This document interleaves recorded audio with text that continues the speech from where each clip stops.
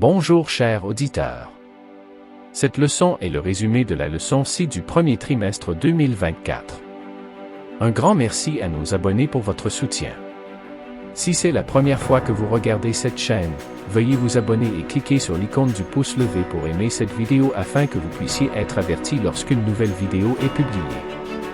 Le sujet de cette leçon est « Je me lèverai ». Prions.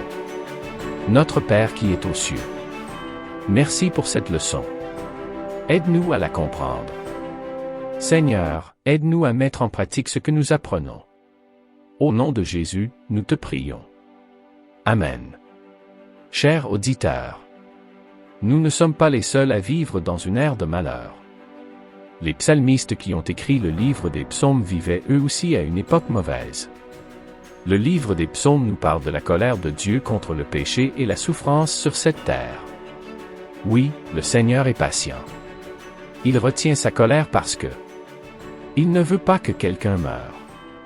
Le Seigneur veut que chacun confesse ses péchés et change ses mauvaises habitudes.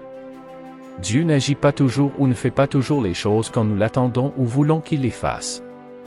Mais nous savons que le jour viendra où Dieu achèvera son œuvre de juge. Nous devons lui faire confiance jusqu'à ce que ce jour vienne. Dieu est un juge juste et saint. Il est aussi celui qui nous a créés. Ainsi, Dieu est le seul Dieu et donc le seul à pouvoir rendre la vie nouvelle ou à nous juger. L'œuvre de Dieu en tant que notre juge comprend deux parties. Première partie, Dieu sauvera ses enfants et la deuxième partie, Dieu détruira les gens mauvais parce qu'ils ont refusé d'accepter sa miséricorde. Lorsque des épreuves ou des injustices entourent le psalmiste, il s'écrie « Lève-toi, Jéhovah » Psaume chapitre 3 verset 7. Face à ce cri, le Seigneur se lève comme un guerrier pour défendre ceux qui sont sans défense et pour juger et sauver les doux de la terre. Dieu a également une date limite pour se lever de sa place dans le sanctuaire pour exécuter sa colère et avoir pitié de son peuple. La leçon du dimanche s'intitule « Le guerrier ». Dieu a-t-il le pouvoir de nous défendre? Bien sûr. Nous pouvons voir Dieu se manifester comme un guerrier monté sur un cheval, faisant trembler la terre et soulevant la fumée et le feu dans son sillage, paralysant l'ennemi par sa voix puissante, utilisant les forces de la nature comme ses flèches, et délivrant ainsi ceux qui crient vers lui.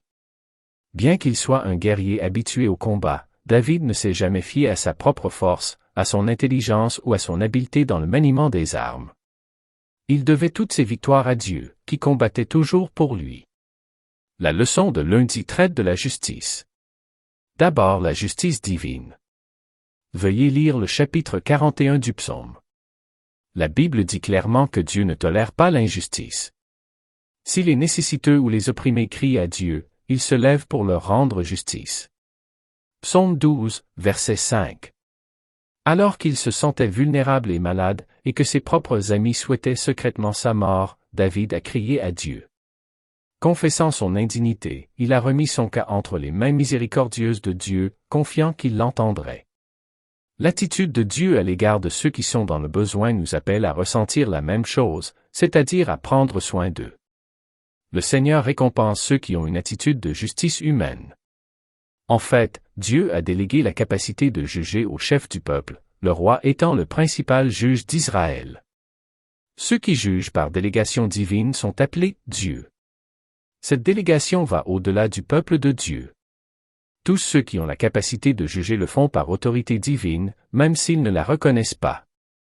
L'autorité qu'ils reçoivent les rend responsables devant Dieu de la manière dont ils rendent la justice. Dieu indique la manière dont un juge humain doit juger. S'il le fait correctement, il est considéré comme un « fils du Tout-Puissant ».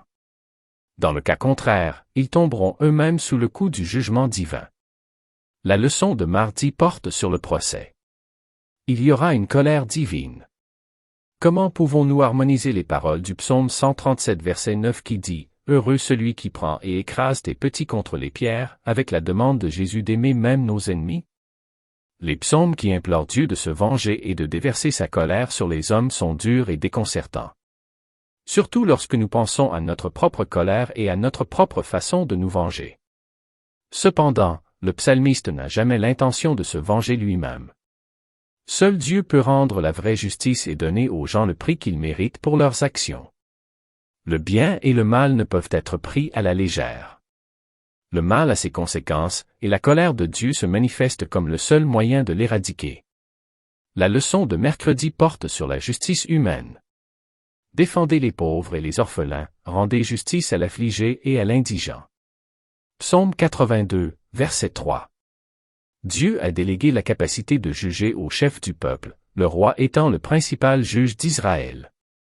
Ceux qui jugent par délégation divine sont appelés Dieu. Cette délégation va au-delà du peuple de Dieu. Tous ceux qui ont la capacité de juger le font par autorité divine, même s'ils ne la reconnaissent pas. L'autorité qu'ils reçoivent les rend responsables devant Dieu de la manière dont ils rendent la justice.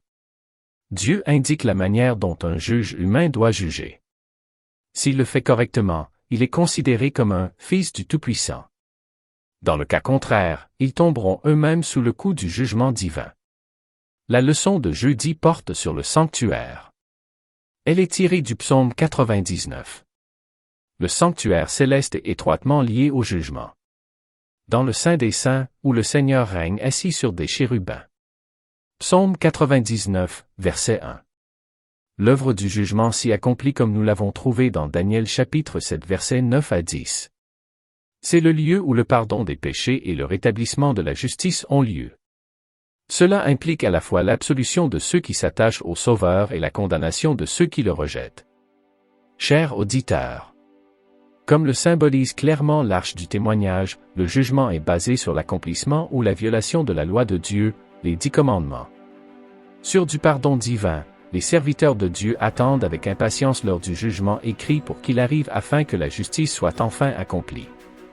Terminons ce résumé en lisant la citation d'Ellen White dans Maranatha, « Le Seigneur vient, 14 novembre. » De même que l'arc dans le nuage est formé par l'union de la lumière du soleil et de la pluie, de même l'arc-en-ciel entourant le trône représente la puissance combinée de la miséricorde et de la justice.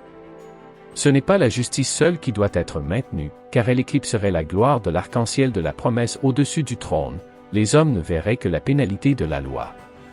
S'il n'y avait pas de justice, pas de sanction, il n'y aurait pas de stabilité dans le gouvernement de Dieu. C'est le mélange du jugement et de la miséricorde qui rend le salut complet. Merci d'avoir regardé cette vidéo. Je vous souhaite une bonne journée. Que Dieu vous bénisse.